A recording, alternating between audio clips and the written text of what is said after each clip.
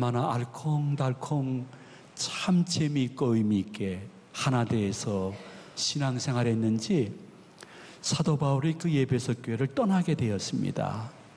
그리고 예루살렘에 가서 어쩌면 죽임을 당할 수 있는 그러한 시기에 바울이 그 교회를 떠나게 되어지자 아이고 앓는 잎 빠졌다, 아이고 잘 가셨다, 그렇게 한 것이 아니라 사도행전 20장 36절 이하에 보니 고별 장면이 이렇게 기록되어 있습니다. 우리 한번 다 같이 봉독하도록 합니다. 이 말을 한 후 무릎을 꿇고 그 모든 사람들과 함께 기도하니 다 크게 울며 바울의 목을 안고 입을 맞추고 다시 그 얼굴을 보지 못하리라 한 말로 말미암아 더욱 근심하고 배까지 그를 찬송하니라. 아멘. 저는 우리 박수현 장로님이 이렇게 기도하다가 저를 위해서 기도할 때 울컥하는 것을 들으면서 문득 예배석 교회 장로님이 생각났습니다. 어떻게 서로가 그럴 수가 있었을까? 서로가 서로의 감정을 많이 죽이고 교회의 일치를 위해서 자신이 늘 먼저 희생했던 흔적들을 서로 보았기 때문인 것입니다. 그래서 예배석 교회는 아주 참 좋은 교회에서 위대한 교회로 하나님의 몸된 교회사와 성경 속에 기록되어 있는 것입니다. 우리들에게 정말 예언이나 방언이나 입신 혹은 영분별 기타 여러 신령한 은사를 받는 것보다 더 중요한 것이 있습니다.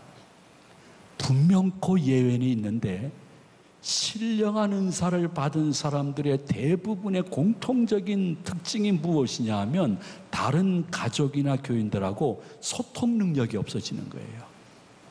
그래서 자기는 아주 거룩하고 다른 교인들은 아주 속된 것처럼 이렇게 이야기를 해요. 왜? 은사를 하나님이 주었는데 동시에 교만해지기 때문이에요. 그러니까 우리에게는 특별한 은사를 받는 것보다 장기적으로 주님이 부르시는 그날까지 신앙생활할 때에 가져야 될 능력은 소통의 능력인 줄로 믿으시기 바랍니다. 그래서 나만큼 너와 우리도 좀 볼 줄 알고요. 우리가 가족끼리나 교인들 사이에서 기독교인이 무엇이 다른 것이 있을 수가 있을까? 그것은 이런 거예요. 나는 선하고 너는 악하다, 이거 아니에요. 나는 옳고 너는 잘못했다, 아닙니다. 늘 마음속에 지금 이러한 현상이 우리 가족, 우리 교회에서 일어난 것은 저들이 악하고 잘못돼서 그럴 수도 있지만은 그 중에 나도 뭔가 잘못이 있는 것을 인정할 줄 알 때에 거기에 소통이 이루어지고 새로운 좋은 결과가 여러분의 가정과 교회 속에 임하는데, 예배석 교회가 그랬고 참 아직 부족하지만 그래도 우리 교회가 아직 그 길을 걷고 있고, 한국 교회가 그 길을 걸어가야 사회에서 갖는 부정적인 견해가 회복되어지는 역사가 있을 줄로 믿으시기를 바랍니다. 그러므로 우리들은 수단과 방법을 안 가리고 교회가 무조건 크고 성장하면 되는 것이야 하는 것은 거의 사기에 가까운 이야기입니다. 그것이 성경적이든 비성경적이든 교회만 부흥하면 되는 것이야, 이것도 극히 잘못된 생각입니다. 교회는 잘됨보다는 하나됨이 필요한 것입니다. 그리고 여러분의 가정도 나와 다른 것은 다른 것이지 잘못된 것이 아니야 생각하면서 나와 다른 것을 수용할 수 있는 능력을 가져야 여러분의 가정 속에 아픔의 소리가 담을 넘지 않음을 분명히 기억하셔야 되는 것입니다. 그래서 성경은 예수 그리스도께서 죽임 당하시기 전에 제일 간절히 기도한 기도 제목, 지금도 예수 그리스도께서는 영으로 우리와 우리 교회와 가정을 위하여 계속 중보하고 있는 기도 제목, 그것이 요한복음 17장 21절 이하인 것입니다. 우리 다 같이 한번 봉독하도록 합니다. 아버지여, 아버지께서 내 안에, 내가 아버지 안에 있는 것 같이 그들도 다 하나가 되어 우리 안에 있게 하사 세상으로 아버지께서 나를 보내신 것을 믿게 하옵소서. 내게 주신 영광을 내가 그들에게 주었사오니 이는 우리가 하나가 된 것 같이 그들도 하나가 되려 함이니이다. 아멘. 우리는 삼위일체 하나님을 믿는 공동체입니다. 삼위가 일체되어지는 하나님을 섬기는 교인들이 서로 일체가 되지 않고 오해하고 다툼이 있고 싸움이 있다고 하면 하나님의 몸된 교회 교인들이 세상 사람들이 교회 오는 것을 정문에서 막고 있는 불행 중에 불행인 것을 하나님의 말씀은 증거하고 있습니다. 계속해서 여러분의 가정과 몸된 교회가 주 안에서 성삼위 하나님을 섬기듯이 하나 되어서 좋은 소문을 낼 수 있는 예배석 교회, 데살로니가 교회 되어지기를 축원을 드립니다. 그러나 우리가 우리끼리 하나 된 것만 즐긴다는 것은 아직은 반쪽입니다. 우리가 하나 되어 여러 가지 좋은 능력을 가지고 다른 교회와 특별히 지역사회에서 어렵고 힘들고 외롭고 병들고 배고픈 분들과 나눌 수 있는 교회가 돼야 진정한 교회인 것입니다. 교회가 저 산속의 절처럼 있지 않고 세상 한가운데 있는 이유가 무엇입니까?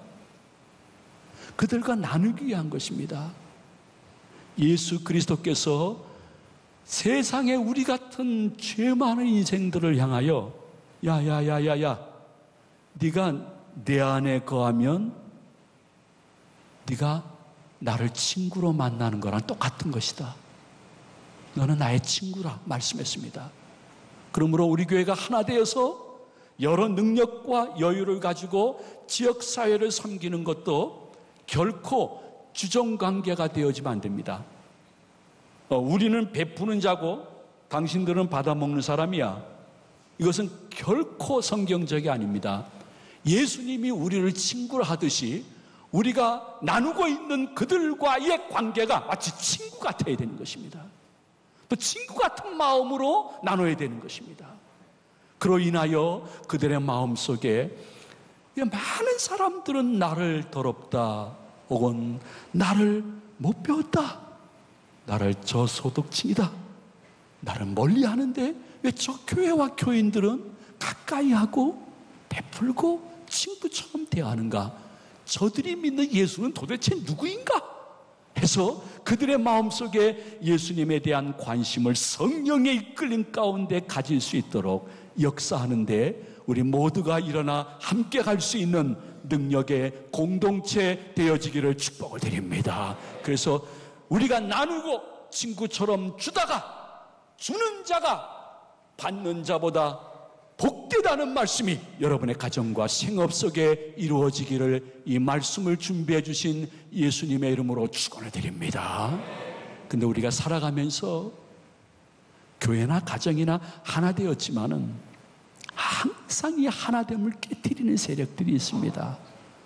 그래서 가만히 보면 일가친척 가운데도 먼 일가친척과 다툼이 일어나는 일은 거의 없습니다. 교인들도 마찬가지입니다. 갓 등록해서 몇 달 된 교인들과 여러분이 다툼이 일어날 일은 전혀 없습니다. 오래 같이 신앙생활하고 봉사했던 우리끼리 갈등이 일어날 수 있습니다. 또 갈등 가운데 있는 분들이 혹시 있을지 모릅니다. 표현하지 않지만요. 근데 우리에게 중요한 것은 그러한 갈등을 해결할 수 있는 방법이 있다는 것입니다. 어디에? 성경에 있습니다. 여러분들 마음속에 오늘 말씀을 들으면서 목사님이 이번 연휴 기간에 우리 집을 아셨나? 우리 집에 그 다툼을 아셨나? 내가 아직 드러내지 않지만은 내 마음속에 지금 굉장히 힘들어하고 있는 그것을 아셨나? 이 방법대로 한번 해보자. 할 수 있을 갈등 해결 첫 번째 단계가 15절에 기록되어 있습니다. 우리 다 같이 15절을 봉독하도록 합니다. 내 형제가 죄를 범하거든 가서 너와 그 사람과만 상대하여 공고하라. 만일 들으면 내가 내 형제를 얻은 것이요. 아멘.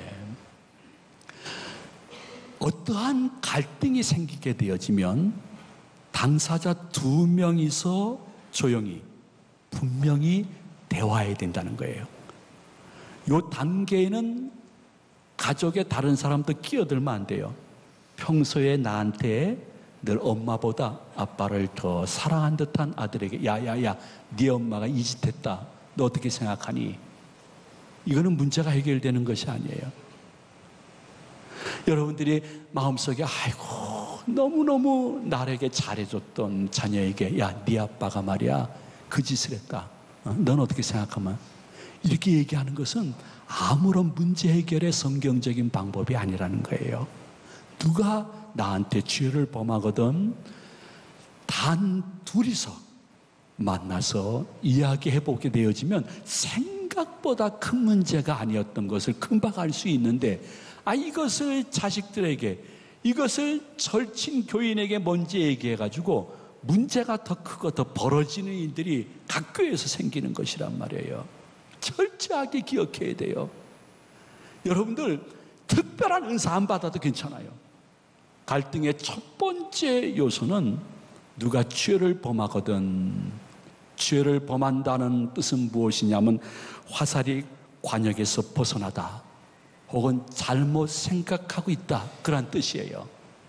세 종류의 의미를 담글 수 있는데 첫 번째는요 진짜 그가 잘못한 거예요. 두 번째는 내가 오해한 것이에요. 세 번째는 제3자의 이야기를 사실처럼 내가 듣고 흥분한 거예요. 가정이나 교회에서 오해는 엄청 많습니다. 우리 박 장로님은 아시는 거예요. 오늘 기도하신 장로님은 제가 어떠한 차가 와서 이렇게 와가지고 쫙 제 발을 긁고 지나갔어요. 근데 얼마나 아프냐면 세상에 그냥 발등을 다 덮고 간 것 같아요. 근데 너무 감사하죠. 문바 초등학교 가야 되는데 둘째 발가락이 더 긴데 그걸 싹 피해가지고 성령님이 첫째 발가락만 싹 지나가게끔 했어요. 희한해 아무리 생각해도요. 근데 그것도 발톱이라 살짝 올라가서 골절도 안 됐어요. 그런데 교회에서 소문나기는요 우리 목사님이 덤프 트럭에 치였대. 그렇게 소문이 났어요. 나 덤프 트럭에 치였다는 말 해본 적도 없어요 저는요. 그러더니 이번 연휴 기간에는 어떤 소식이 저한테 들어왔는가 하니 우리 목사님이 8톤 트럭이 목사님 발위로 지나갔대. 이렇게 갑자기 또 8톤 트럭으로 바뀐 거예요. 야, 난 너무나 감사했어요.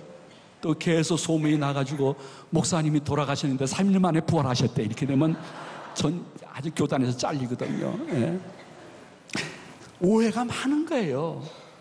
그러므로 여러분들 직접 1대1로 그 당사자랑 얘기하는 요 상태에는 누구도 끼어들면 안 되는 거예요. 또 끼어들게끔 해도 안 돼요. 1대1로 대화해보면 생각보다 아무렇지도 않은 문제 가지고 그동안에 서로 고민한 것뿐이에요. 아파한 것뿐이에요. 그런데 이 단계를 지나서 두 번째 단계가 다가옵니다. 그건 무엇이냐면 1대1로 만나려는데 만나주지도 않아요. 몇 번을 전화했는데도 만나주지 않아요. 또 만났는데도 전혀 대화가 안 돼요. 소통 능력이 전혀 없는 사람이에요. 일방적으로만 주장해요. 그랬을 때는 성경은 16절에서 이렇게 말씀하고 있습니다. 우리 다 같이 봉독하도록 합니다. 만일 듣지 않거든 한두 사람을 데리고 가서 두세 증인의 입으로 말마다 확증하게 하라 하마에. 두세 증인하고 같이 가라는 거예요. 그것이 가족 문제든 교회 문제든. 히브리 개념으로 봤을 때는 한 명의 증인은 법적 효력이 전혀 없어요. 그래서 두세 증인이라고 얘기한 거예요. 근데 혹시 여러분들 마음속에 그러한 아픔이 생겼을 때에 그 두세 증인은 누가 갔으면 좋겠는가? 나랑 친한 사람 아니에요. 그 상대방에 대해서 긍정적이든 부정적이든 고정관념이 있는 사람 절대 안 돼요. 두세 증인과 함께 가서 대화를 하고 그 대화한 내용을 확증하기 위해서는 당회가 선정한 두세 명이 가는 게 좋아요. 좌우로 정실에 치우치지 않을 사람을 당회가, 장로님들이 결정할 것이기 때문에요. 이것은 다른 사람은 안 돼요. 우리 장로님들 대표가 가야 되겠습니다 해서 장로님들이 대표로 한 두세 명이 가실 수도 있을 거예요.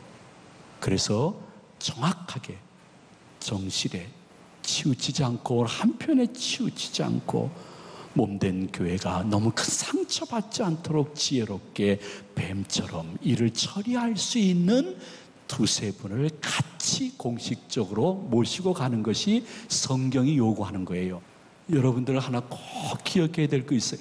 이거는요, 성경 공부를 체계적으로 하는 것보다 중요한 건데요, 내 가족 간의 일이든 부부 간의 일이든 교회인들과의 아픔이든 모든 것은요, 초기에 문제를 해결해야 되는 것이에요. 그래서 큰 어려움이 될 것을 작은 어려움을 없었던 어려움으로 빗겨가게 하는 것은 할 수 있거든 초기에 해결해야 되는 거예요. 어떻게 해결해야 될까? 너무 간단한데 자존심 때문에 못하고 있는 거예요. 근데 해야 돼요. 그게 뭐냐 하면, 아이고 당신만 뭐 잘못했어요. 아니, 저도 잘못했어요. 미안해요. 손바닥은 마주쳐야 소리 나는 건데 저도 실수가 있는 것 같아요. 곰곰이 생각해 보니 우리 피차간에 조금 잘못한 것 같은데 내가 먼저 미안합니다. 사과합니다. 여보, 내가 먼저 잘못해서 이해해. 한 번만 더 기회 줘라. 우리 나가서 한번 식사라도 할까? 초기에 내가 완벽하다고 생각하면 안 돼요. 어떤 사람이 혈액형에 따라서 이거 목사님 저는 혈액형이 A형이라 난 절대 잘못한 것이 없다고 주장할 수밖에 없는 거예요 하고서 혈액형까지 얘기하는데, 여러분, 세상에서는 혈액형 얘기하지만은 우리 교인들의 모든 혈액형은 J형이에요. J형이 뭔지 알아요? 지저스 크라이스트. 우리는 다 예수 혈액형 받은 사람들이에요. 그러니까 혈액형 얘기하지 말고, 여러분, 내가 일평생 목회해봤잖아요. 수많은 사람 대했고 수많은 가정 문제 상담자로 있었잖아요. 초기에 내가 먼저 미안해, 내가 잘못했어, 우리 한번 이야기 좀 해보자. 이거만큼 놀라운 소통의 능력은 없다는 것을 기억해야 될 것은, 여러분, 처음에는 모든 관계가 진실 문제로 시작되지만은 초기에 잡지 못하면 나중에 감정 문제로 가는 거예요. 감정 문제로 간 다음에는 끝을 봐야 끝나는 거예요. 근데 끝을 보니까 모든 문제는 다 잿더미가 돼가지고 쟤만 남아있어요. 내가 몇 년 후에 이겼는데 그 이긴 것도 아니에요. 진 것은 더 승질 나가지고 끝까지 간다는 거예요. 남은 건 하나도 없어요. 그러면서 인생 지난 후에 인생 돌이켜보면, 혹시 그렇게 말씀하신 분도 계실지 모르게, 돌이켜보니까 아무 일도 아닌데 내가 왜 그때 그렇게 흥분하고 감정적으로 대했지? 내가 그때 제정신이었나? 제정신이 아니었던 것 같아. 이런 말, 여러분의 가정과 교회 생활 가운데 일어나지 않기 위해서 항상 어떠한 어려움이 있을 때 초기에 문제를 해결하되 내 잘못을 시인할 수 있는 은사를 받게 되어지면 여러분들은 복의 근원이 되어지고 가정과 교회에서 여러분 그늘 밑에 많은 사람들이 쉼을 얻게 되는 은혜를 받는 여성이 될 줄로 믿으시기를 바랍니다. 어른들이 늘 우리들에게 하시는 말씀입니다. 이 사람아, 이 사람아, 우리들이 말릴 때 참어, 그만해. 난 그것은 거의 성경 수준이라고 생각합니다.